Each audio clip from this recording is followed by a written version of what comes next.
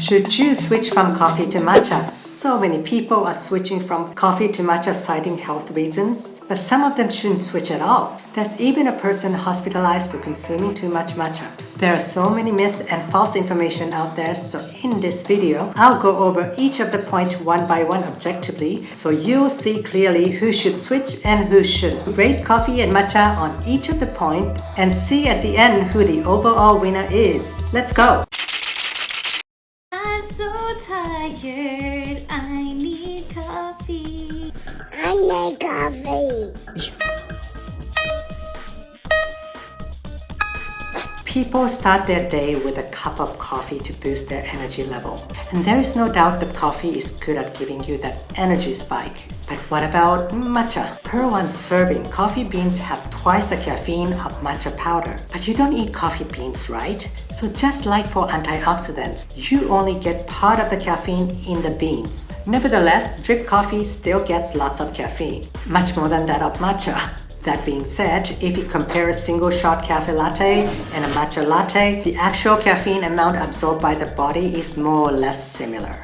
But why does matcha caffeine feel so different? Less intense, kind of a gentle push. This is because matcha is rich in another compound called L-theanine. This compound has a calming effect that offsets the caffeine spike, making it more of a smooth alertness rather than a strong push. I'll leave it at that for now, but if you want to learn more about it, I put a link to the video I made earlier on matcha's health benefits, so you can find that in the description box below. I explain it in more detail. I know some of y'all want that strong kick in the morning to start off your day, so it really depends on what you want. That being said, many people experience fatigue after coffee's caffeine spike and cite that as a reason for switching from coffee to matcha.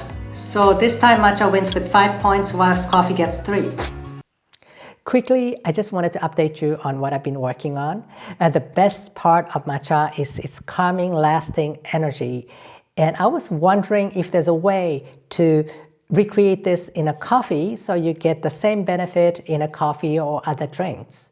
And the short answer is yes, there's a way, and it's by taking L-theanine, which is the main calming factor in matcha, and combining it with other calming factor like certain strain of magnesiums and other things. And I am finalizing the formula finally. So if you're a die-hard coffee fan or you just want to mix up matcha and coffee from time to time, it's worth checking out. It's a coffee creamer that makes your coffee creamy and tasty and at the same time generates steady energy from coffee's caffeine. I put the link in the description box below, and now back to the video. Sorry, we're all out of matcha. No matcha. Sorry, no matcha today.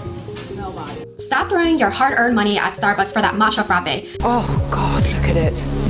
It's true that matcha has so many benefits, but are you sure that your local coffee and tea shops serve good quality matcha? After years of trying matcha in numerous cafes in the US and Europe, what I realized is that many of them don't. They use so-called matcha latte mix, which is often more than 80% sugar, starch, chemicals, and if you're lucky, you get a tiny bit of low-quality matcha. Not many people know about this, but in the beginning, Starbucks added even 6 pumps of melon syrup to make its matcha latte look green enough. The thing is, there is global matcha shortage going on in this world, so all of the well-known Japanese matcha brands are sold out, leaving so much space for many players and scammers to take advantage of it and market their products. So you gotta be really careful.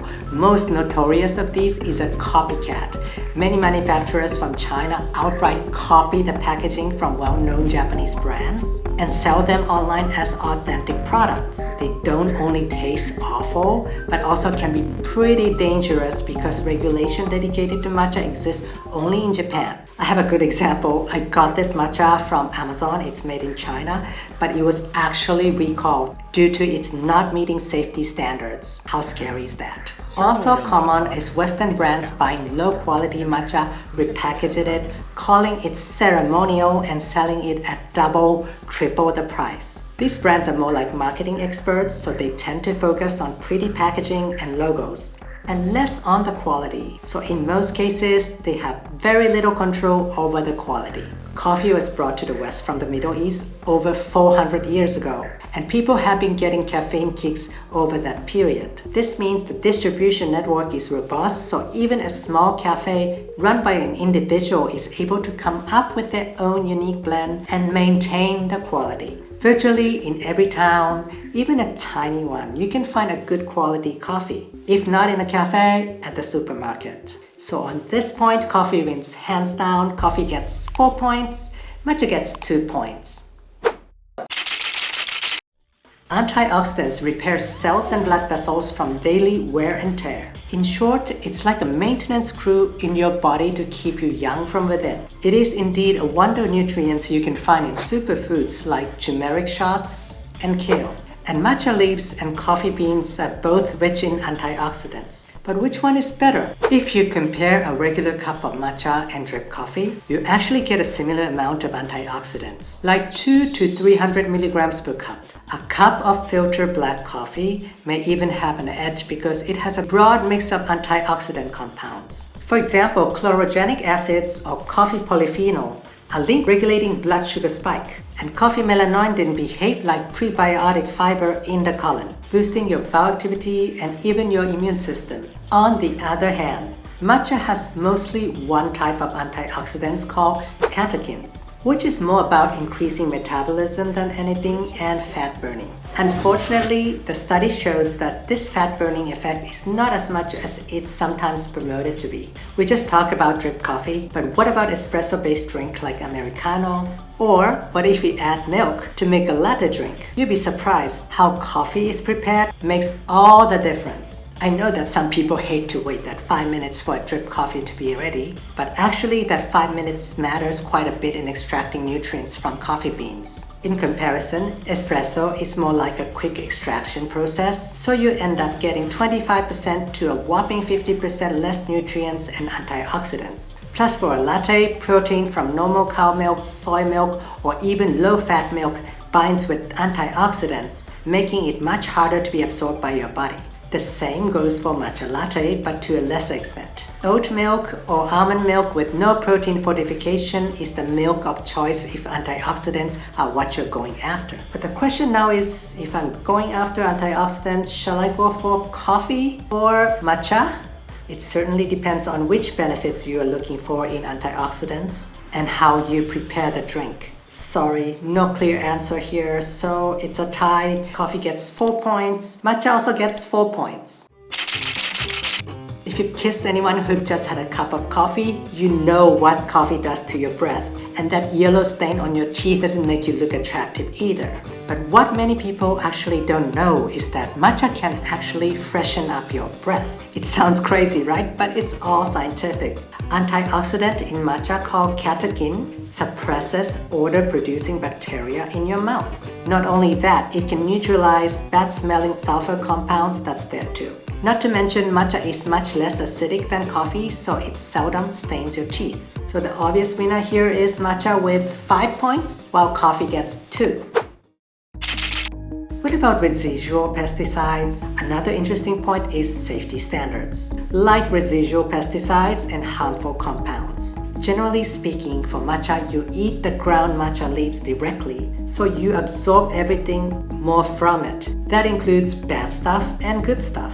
That being said, Japan has robust regulations that helps the tea leaf safe and it's monitored carefully, unlike in some of the countries that produces coffee beans. So it's a tough case again here, and I can't really give points to each one of them because it really depends on the product you're getting. Safety is no doubt a very, very serious issue when it comes to matcha, and I'll be making a dedicated video on it soon. So if you're interested, please hit that like and subscribe button, and I'll thank you from the bottom of my heart. Arigatou gozaimasu. Yes, it's time to find out who the winner is. Antioxidant, coffee 4, matcha 5. Caffeine and energy, coffee 3, matcha 4. Quality control, coffee 4, matcha 2. And breath and stain, coffee 2, matcha 5. So in total, matcha gets 16 points and coffee gets 13 points. It's a very close call, but matcha wins. Matcha won by a very small margin overall, but obviously it depends on what goal you want to achieve, and that's the main purpose of this video, to flesh out each of the points. I'm sure many people still need that strong caffeine kick from the coffee to get through the day, so you can even mix both of them, not literally but throughout the day. I specialize in making matcha related content, so if you're interested, please follow me. And here's another interesting video for you to watch. So click here and I'll see you there. Bye bye, sayonara!